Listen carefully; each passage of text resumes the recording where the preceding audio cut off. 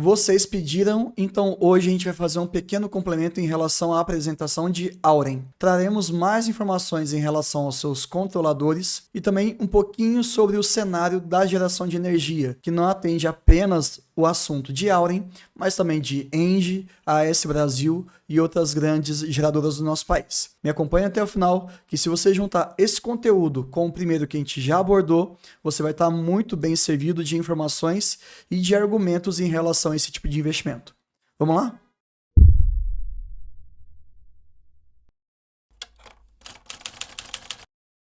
Eu sei que no vídeo anterior a gente acabou pegando um pouquinho pesado com um assunto técnico, então hoje a gente vai conversar um pouco mais sobre outros dados. Se você quiser entender um pouco mais sobre o que eu estou falando, é só você assistir a primeira parte aqui do vídeo de apresentação de Auren, para que você consiga complementar esses dois assuntos. Tudo bem? Vamos falar aqui um pouquinho mais sobre esses controladores Votorantim, a CPP Investments, e também vamos acabar falando um pouquinho aqui da CESP, porque muita gente sabe que a CESP ela foi incorporada pela Auren, mas em termos de números, o quanto que os ativos da CESP representam hoje em todo o consolidado da Auren. Esse mais ou menos vai ser o nosso caminho que a gente vai seguir hoje. Então, olhando aqui em relação aos controladores, nós temos a Votorantim com 37% e a CPP Investments com 32%. Free float, né, o que está no mercado ali, gira em torno de 30%. E uma informação adicional em relação aos cálculos que a gente possa vir a fazer.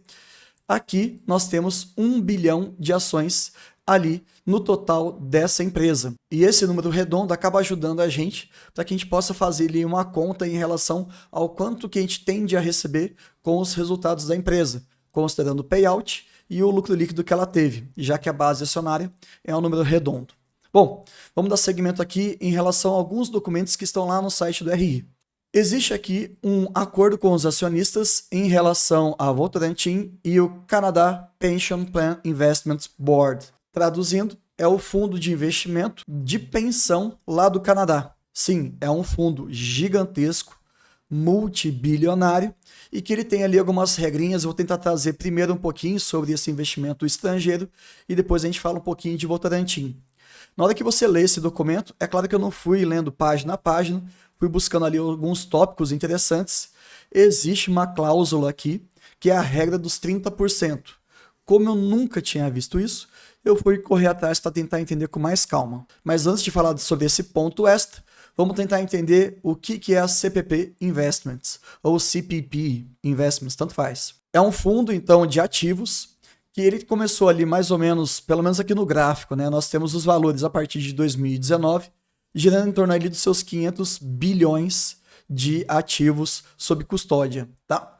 E qual que é a projeção deles lá para 2050?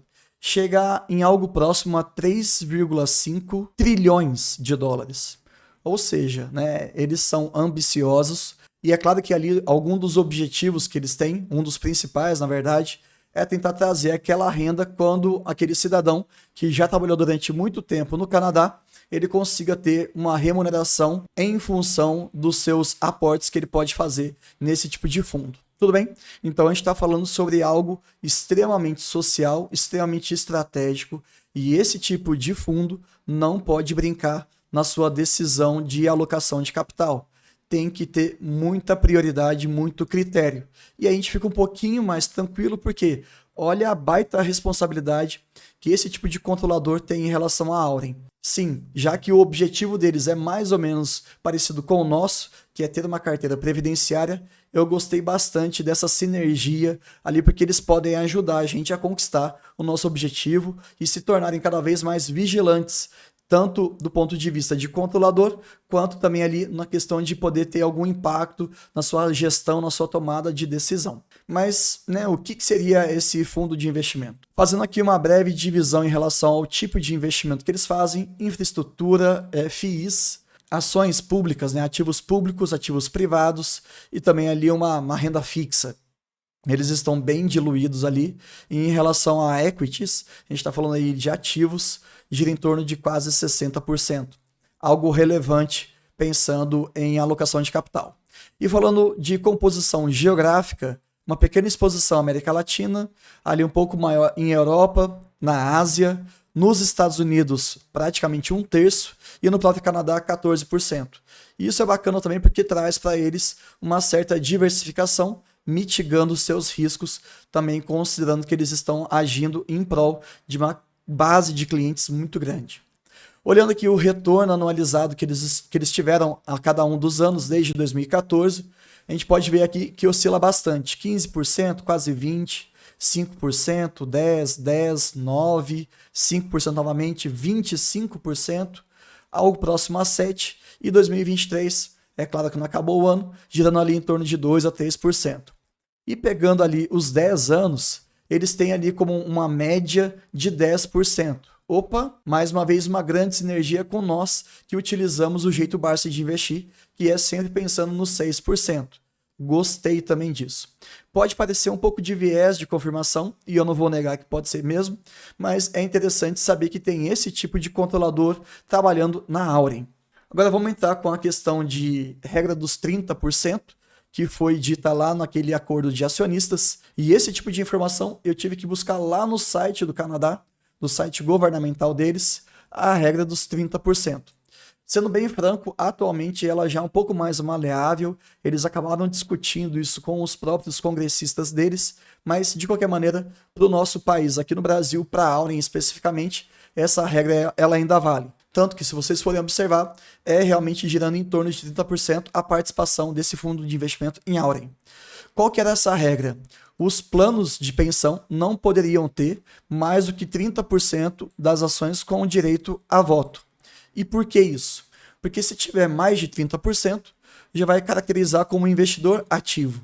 E o fundo de pensão é um investidor passivo. Eles não querem ficar batendo métricas, eles querem garantir uma rentabilidade que consiga trazer uma subsistência para os seus acionistas. E também, essa caracterização de não ter mais do que 30% acaba sendo como uma proteção contra a falência dessas empresas investidas. Tudo bem? Então, isso aqui é só um conhecimento extra, porque toda vez que você for estudar alguma empresa, você tem que entender sobre os seus controladores, você tem que bater o olho no acordo dos acionistas, o estatuto social. E por que isso? Porque isso te traz um sentimento de pertencimento. Sabe aquele papo de você ser um pequeno dono de um grande negócio? Que o Barsi fala isso infinitas vezes? Não é apenas você ficar decorando o último balanço que teve da empresa ou alguma notícia que saiu em específico falando sobre dividendos. Não. É entender realmente a parte de escrita. Quem são os controladores? Por que eles estão aqui? Como é que funciona o estatuto social? Gravar de cabeça, putz, espera aí, a base acionária é 1 bilhão, então fica um pouquinho mais fácil de eu calcular. É você realmente ser uma pessoa que consiga propagar informações sobre a sua empresa. E eu sempre trago uma pequena analogia. Vamos supor que você já tenha uma carreira brilhante naquele ramo em que você atua. Se eu chegasse para você e perguntasse, olha só, como é que é o setor onde você atua? Como é que foi a sua trajetória enquanto um trabalhador, enquanto um funcionário desse segmento? Você recomendaria isso para alguma pessoa que está começando essa carreira?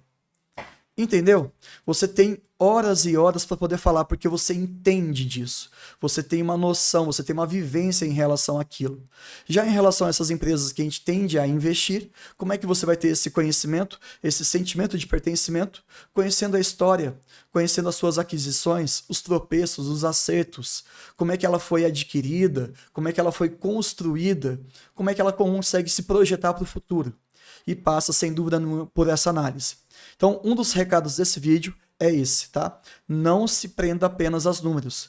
E eu ouso dizer que conhecer essa parte mais subjetiva, mais sutil desses grandes empreendimentos acaba sendo muito mais importante do que você ficar decorando um monte de número tabelado. Sabe por quê?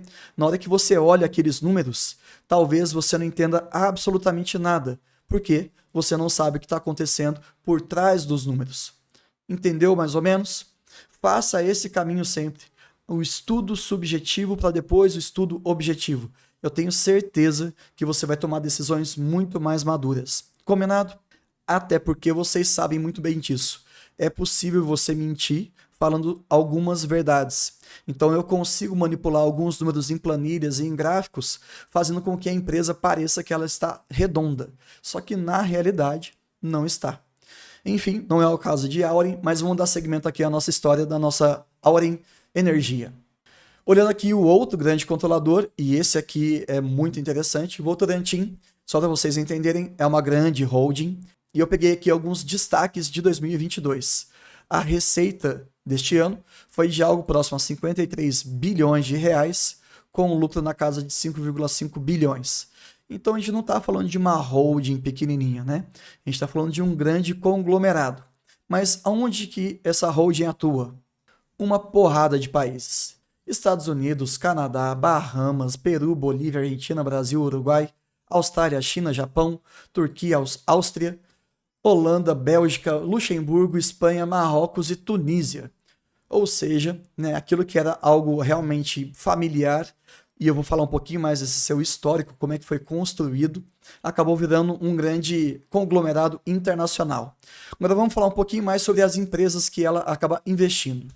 Na parte de cima você vai ter empresas que não estão listadas na bolsa e na parte de baixo empresas que estão listadas sim. Vou falar só alguns pequenos destaques, tá? Não vou ficar lendo muito não.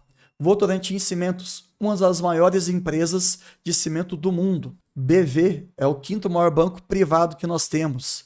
Citrosuco, a maior empresa produtora de suco de laranja do mundo. CBA, a única produtora de alumínio 100% verticalizada, desde o minério até o produto final. A própria Auren, que é energia renovável, uma das maiores plataformas do nosso país. A Nexa, que trabalha com produtos de zinco, é um dos 5 maiores produtores de zinco do mundo. E também a CCR, que é a maior plataforma de infraestrutura e mobilidade que nós temos aqui no nosso país. Então, assim, realmente eles atuam em vários segmentos, haja competência, haja expertise, e essa daqui é uma grande demonstração do porquê que eles têm tantos contatos em tantas áreas, tanta ramificação, que eles sempre conseguem buscar alguma sinergia com alguns negócios que eles já têm. Por exemplo, um banco ele pode servir como um agente financiador de algumas atividades. Essa experiência ela pode ajudar muito na conquista de alguns financiamentos. Quando a gente fala de logística e infraestrutura, isso tem tudo a ver com mineração. Se você está falando, por exemplo, de Auren, a gente está falando de energia renovável, ter uma noção de gestão ambiental ajuda muito. Percebeu? Existe uma grande sinergia entre os seus ativos. Agora falando um pouquinho da história, isso aqui é bem bacana também. São mais de 100 anos de holding Votorantim. Começou como fábrica de tecidos Votorantim. Essa daqui é a família, né, o casal fundador. E aqui é uma pequena demonstração, foi assinado na cidade de Votorantim no dia 21 de maio de 1919. Tem tempo. Sociedade Anônima Fábrica Votorantim. No próprio site você vai ter acesso ali a esse segmento chamado Memória Votorantim, em que você vai descobrindo vários intercursos que eles tiveram ao longo dessas décadas, chegando no que eles são hoje. Então vale a pena para quem tiver curiosidade. Essa parte histórica vocês sabem que eu gosto muito. Se um dia vocês quiserem que eu fale apenas sobre isso, vai ser um vídeo extremamente nichado. Com certeza eu farei com o maior prazer. Tranquilo? Mas vamos dar seguimento aqui. Um outro ponto muito importante é falar sobre a CESP, que ela sim foi incorporada pelo grande grupo Auren, né? Então até aqui a gente acabou falando dos seus controladores, um que tem uma baita responsabilidade com uma boa parte da população do Canadá, que não é um país irrelevante, e do outro lado nós temos ali uma holding com mais de 100 anos de experiência. Então do ponto de vista de corporação, de gestão, eu fico muito tranquilo. Realmente eles foram provados pelo tempo e também aí pela responsabilidade. Agora falando rapidamente sobre a CESP, ela foi criada em 1966, então a gente está falando de mais de 5 décadas, né, de existência. E em 2022 ela foi integrada e incorporada à Auren Energia. E também vou trazer para vocês agora um outro dado histórico que também acaba sendo como um conteúdo extra. A filosofia, o jeito Barsi de investir, ele acabou nascendo na década de 70 com esse artigo Ações Garantem o Futuro, AGF. Ele foi escrito ali na década de 70, salvo engano, pelo Luiz Barsi Filho, e um dos principais objetivos que ele queria com esse artigo era demonstrar que era possível ali você construir uma carteira dita previdenciária. E qual empresa ele utilizou como exemplo? A CESP, Centrais Elétricas de São Paulo. Bem legal, né? Então, um dos motivos que ele acabou envolvendo essa empresa foi ali pelo item B, ele cita ali, salvo engano, 4 pontos, mas vamos falar só sobre o segundo e o terceiro. A empresa ela tem uma bonificação média, ou tinha lá no passado, né, uma bonificação média ali de 10% ao ano. Então, né, bonificação, aumentar a sua base acionária. Você, enquanto acionista, você também recebe esse aumento do número de ações que ele bate tanto na tecla. E uma outra vantagem aqui, que hoje realmente a gente já não encontra dessa maneira, mas a título de curiosidade, a distribuição anual ela girava em torno também de 10% em cima do valor nominal de um cruzeiro, e que eles pagavam isso aí em duas parcelas de 5%, uma em maio e a outra em novembro. Já trazendo aquele conceito, né, de uma empresa previdenciária que pagava 2 vezes ao ano. Mas aí só que eu queria trazer para vocês em relação à CESP, saber ali dessa grande sobreposição em relação tanto à GF e também em relação à própria Auren. E alguns de vocês tinham pedido para eu fazer a leitura do primeiro trimestre da Auren em relação a esse ano de 2023, e eu decidi não falar.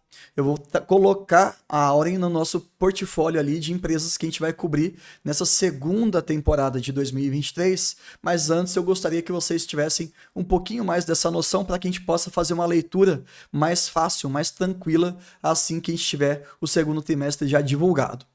Temos ali claramente o lado operacional, o financeiro e também a parte de crescimento e de inovação. Lembrem-se, ela tem uma grande participação na geração hidrelétrica e também na geração eólica atualmente. E fazer a leitura desses resultados não é algo trivial. Quem já assistiu o outro vídeo viu que tem uma série de detalhes que tornam um assunto muito mais complicado, mas hoje eu vou trazer alguns pontos importantes para que vocês entendam comparativamente com o próprio histórico da empresa, para que a gente consiga enxergar se ela está melhorando, se ela está piorando ou se ela está mais ou menos do mesmo jeito. E essa percepção, através desse termômetro aí em relação ao seu próprio histórico, acaba ajudando muito a gente enquanto acionista. Do ponto de vista financeiro, temos uma série de eventos não recorrentes, uma antecipação de recebíveis, uma questão de indenização em relação a 3 irmãos e por aí vai.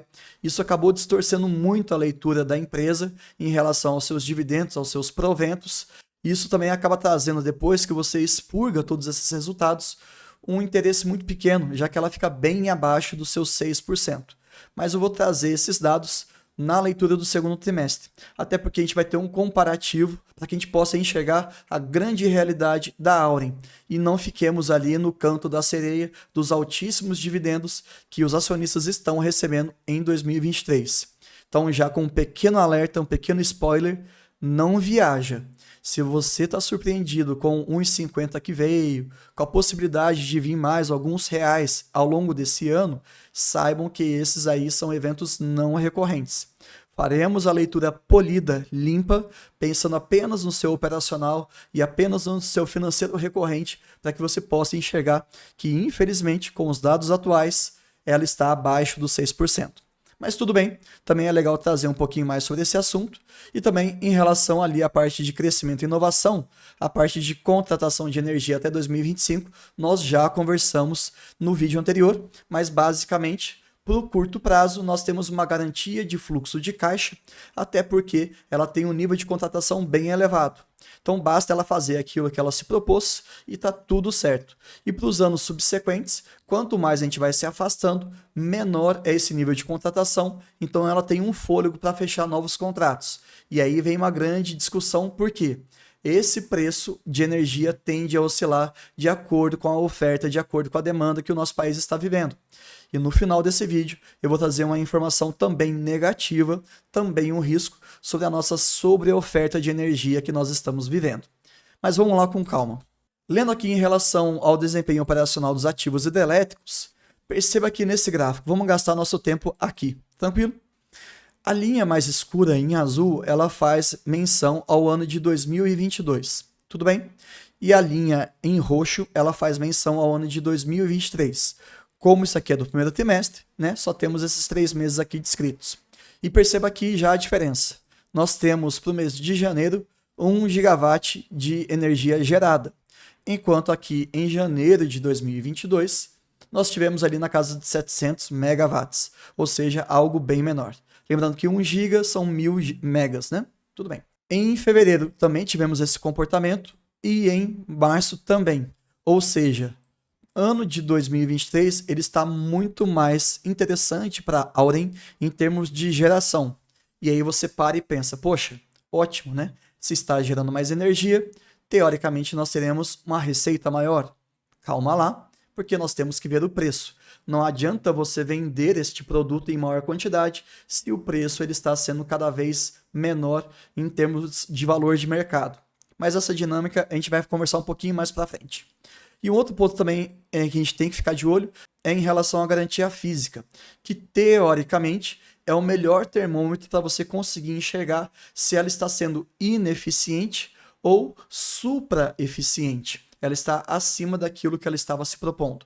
Nós temos várias variáveis aqui, não vou entrar, questão de conversão de energia, nível de reservatório, perdas operacionais, calma. A gente vai avançando aos poucos, tudo bem? Então eu entendo que comparar em relação ao ano anterior é uma boa métrica e também comparar em relação à garantia física talvez seja o melhor balizador médio aí. Resumindo, no ano de 2022, eles estavam apenas com 90% da sua garantia física e já no ano de 2023 nós estamos 106% acima daquilo que, teoricamente, com várias aspas, é o que a gente estava proposto a gerar. E muita gente acaba perguntando, pô Bruno, se são várias hidrelétricas, por que a gente só coloca aqui a Porto Primavera? Que curiosamente veio da CESP. Aí você tem que entrar nos detalhes lá do site do RI e ter acesso a esse portfólio de energia. Percebam aqui, são 8 ativos de hidrelétrica em operação e aqui a gente tem que olhar a capacidade instalada indireta. Ele faz um cálculo percentual ajustado em relação à participação da Auren. No caso da Porto Primavera, e salvo engano aqui da Picada, dessas duas unidades, a participação é de 100%. Porém, em todas as outras, a participação é como se fosse uma holding, né? A participação ali ela é dividida com outras empresas e muitas vezes é até operada por alguma concorrente, como por exemplo até a própria Engie, tudo bem? Mas enfim, olhem aqui, ativos hídricos, 2 gigawatts de energia gerada. Olha o tanto que representa Porto Primavera, 1,5. Então, em relação aos ativos hídricos, esse ativo ele representa 75%. Entendeu por que a gente só olhou aquele gráfico referente a ela? Porque é a parte mais substancial. Todas as outras têm uma participação muito irrelevante. Esperamos que isso aumente um pouquinho mais, claro, né? Mas entender como está a Porto Primavera é entender basicamente todo esse portfólio, pelo menos as hidrelétricas. E quando a gente adiciona os ativos eólicos, que tem ali bons ativos funcionando, dando quase 1 gigawatt, aí você pode fazer uma conta. Qual? Pega ali a participação da Porto Primavera em relação a todo o portfólio e ainda assim ela é extremamente relevante. E lembrando, o projeto da Auren é ainda manter 50% do seu portfólio em geração hidrelétrica, salvo engano, uma parte mais próxima ali de 25%, 30% em relação à eólica e o complementar em relação à solar, que ainda não entrou em operação, mas tende nos próximos anos. E sairemos então dos 3 gigawatts, passaremos dos 4 gigawatts. Depois você faz uma pequena comparação em relação a esse Brasil, tá bom? Elas são relativamente parecidas e muita gente não conhece Auren, né? Curioso. Olhando aqui em relação aos ativos eólicos, eu juro para vocês que vai ser só um pequeno aspecto teórico, tá? A gente vai falar um pouquinho de P50 e P90, mas a analogia base, ela também vai servir aqui em relação ao ano anterior. Olha só que curioso, 2022, nós tivemos essa linha que eu vou até pintar aqui de vermelho, tá? Essa foi a linha em relação à geração média eólica do ano de 2022. E essa linha roxa é em relação ao ano de 2023. De cara, o que a gente já enxerga? Uma grande produção nesse tipo de ativo.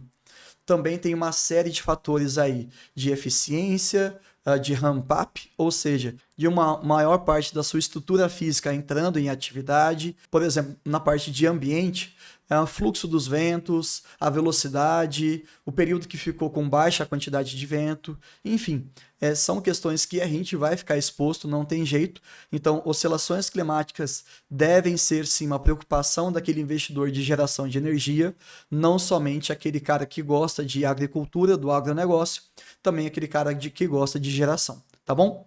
E isso daí a gente não consegue mitigar tanto. Tem algumas estratégias, por exemplo, colocar os ativos espalhados em outras latitudes para que você não seja tão penalizado. Por exemplo, seria uma saída. Mas, de qualquer maneira, o resultado desse ano está sendo muito, mas muito melhor.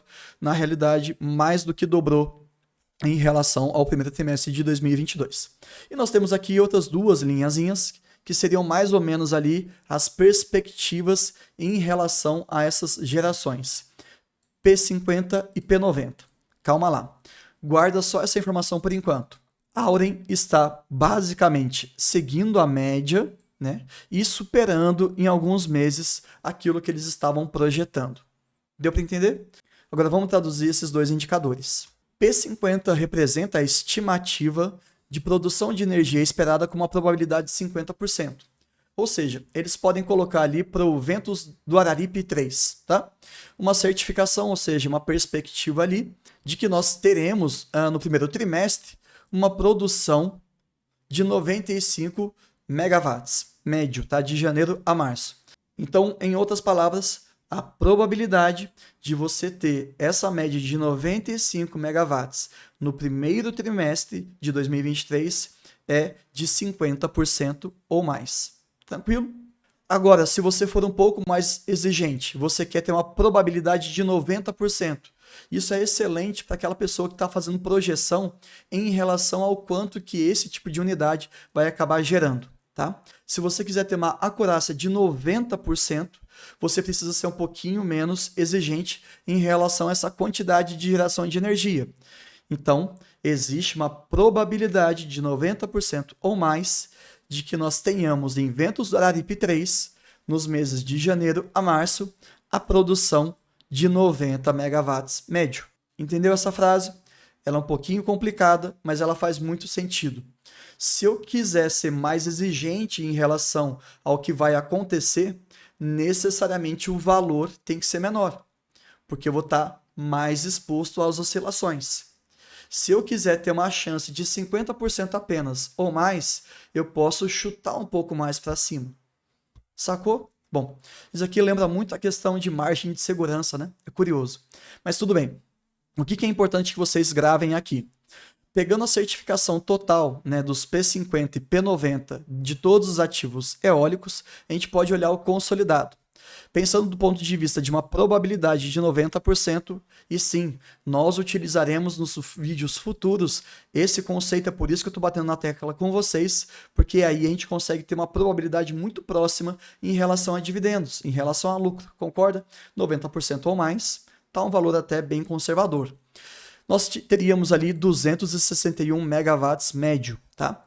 E no ano de 2023, no primeiro trimestre, a Auren entregou 288, ou seja, maravilha, está acima daquilo que nós estávamos esperando com 90% de probabilidade. Sensacional. Olha como é que foi no ano anterior, 132, foi literalmente a metade, né, do que eles estavam planejando receber. Mas tudo bem, tem alguns acertos aqui para fazer, o importante é lidar com o presente e pensar também que isso aí está melhorando. E aqui eu queria só fazer esse pequeno adendo antes de chegar na parte final do vídeo, mas eu já queria pedir para vocês a inscrição no nosso canal, se você ainda não é inscrito, deixar o seu like, uma série de conteúdos aqui mais técnicos que demandam de mim e do Mike, por exemplo, um trabalho, né, toda uma execução feita no final de semana, quando a gente está doente, eu ainda estou rouco, mas a gente tem um comprometimento com vocês e vamos ser bem franco, toda vez que a gente acaba editando ou fazendo vídeo, a gente também acaba aprendendo, mas a gente está dividindo isso com vocês. E uma contrapartida é o like e o compartilhamento com seus amigos. Combinado? E se vocês estiverem gostando desse tipo de conteúdo, deixa aqui nos comentários ou até algumas sugestões de pautas. Por exemplo, Bruno, que tal você fazer uma comparação de AS Brasil, Auren e Engie, por exemplo, pegando ali alguns indicadores operacionais e financeiros? A gente pode sentar e pode fazer assim, tirando, é claro, aqueles eventos não recorrentes, né?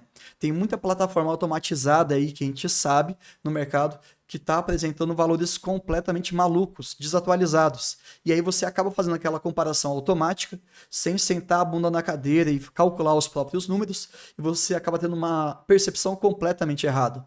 A única que eu gosto, a única que eu utilizo com um grau de confiança muito maior do que as outras, é do AGF+. Se vocês quiserem conhecer, vou deixar o link aí para você se inscrever e poder usar durante 30 dias de graça. Combinado?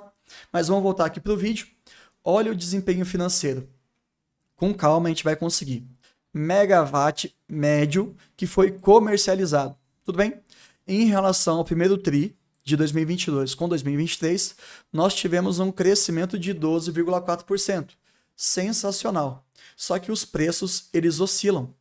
E olha só, esse aumento de 12% em quantidade não significou um crescimento em termos de qualidade, em termos de receita. Por quê? Aumentamos a quantidade de venda, mas o preço do megawatt médio acabou sendo cada vez menor. E isso é um grande risco que você fica exposto. Compare com as outras empresas e também com relação aos balanços trimestrais das geradoras de energia. Existe todo um acompanhamento da cotação dessa energia. Então a gente tem que fazer algumas políticas de contratos que tenham valores fixos, algumas políticas de hedge para que a gente consiga se proteger no momento em que a energia está muito barata. A gente não quer vender algo muito barato, né? Então talvez seja mais interessante até comprar do mercado e cumprir o nosso combinado com alguns contratos que nós temos com alguns clientes e deixar a nossa energia um pouco armazenada. Como é que você vai fazer isso? Você consegue armazenar vento? Não. Consegue armazenar energia solar? Também não. Tem algumas formas aí, mas eu não vou entrar muito em detalhe. Mas a questão hidrelétrica, sim.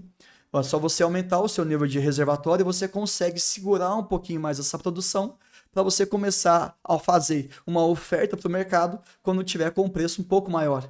Percebeu a grande vantagem e desvantagem que você tem em relação a elas? Enfim, também daria até um outro vídeo, né, fazendo um comparativo de todas as nossas fontes renováveis e por que não também as não renováveis. É só uma sugestão aí, mas eu preciso saber se vocês querem esse tipo de conteúdo. E vamos trazer aqui um finalzinho que tem a ver com essa questão da dinâmica de preços, que é uma notícia que saiu no Valor Econômico em junho de 2023. Vamos com calma, vou trazer para vocês, é a parte final do vídeo. Sobre a oferta de energia derruba preços e pode inviabilizar projetos. Isso aqui foi até abordado durante o Warren Day, que eu também coloquei lá no início do nosso vídeo anterior sobre a própria empresa, tá? É bem interessante e isso aqui talvez traga uma grande janela de oportunidade para a própria empresa. Os detalhes eu deixo para quem quiser assistir lá.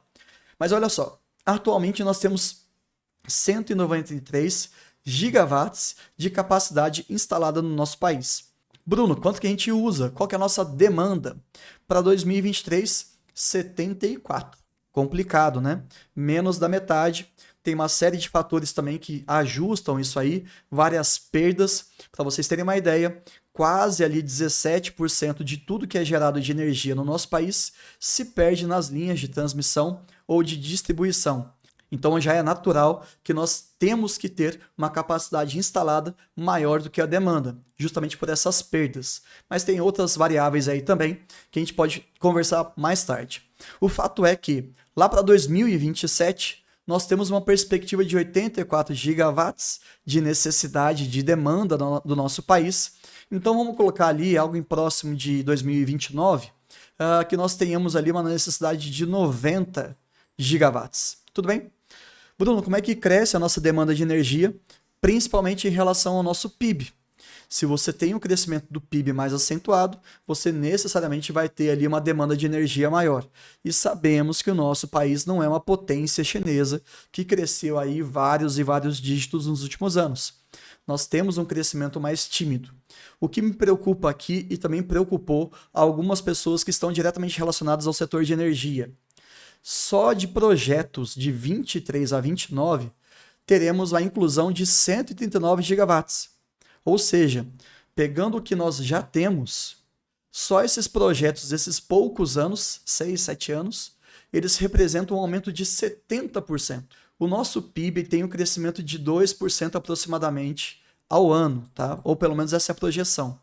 E para esse mesmo período aí, nós teremos uma oferta maior de 70% em termos de capacidade instalada. Alguma coisa não vai fechar.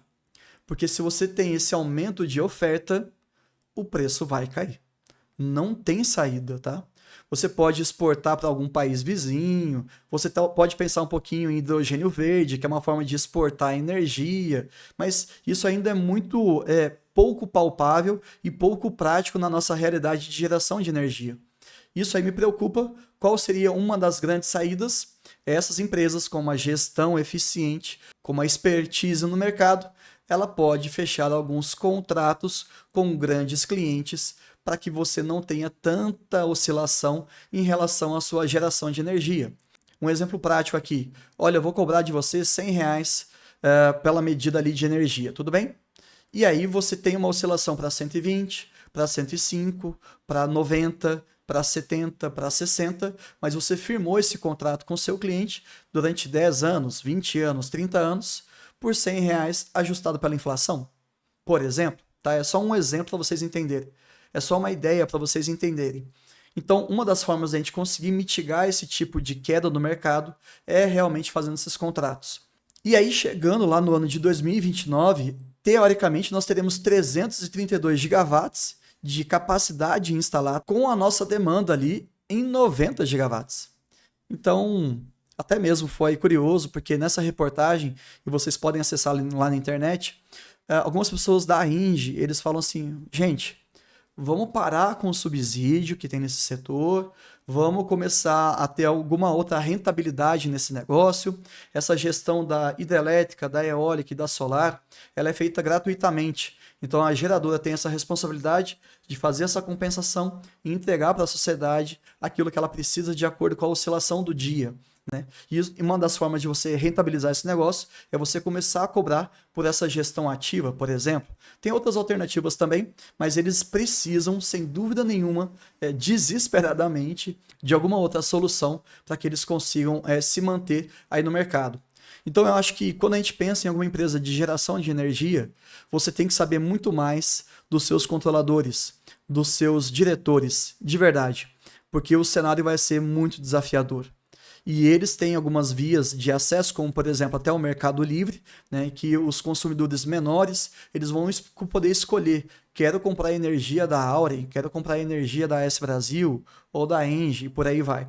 Então nós temos aí um grande mercado que vai ser explorado e tende a desafogar um pouquinho esse cenário catastrófico que eu acabei de desenhar para vocês. Não é o fim dos tempos, continua sendo uma excelente solução para quem pensa numa carteira previdenciária, mas saibam desses riscos. Tudo bem? Somando os dois conteúdos, eu tenho certeza que vocês terão aí quase 1 hora falando sobre Auren e sobre o setor de geração, e eu espero de verdade que vocês tenham mais capacidade, mais crítica e mais argumentação na sua tomada de decisão.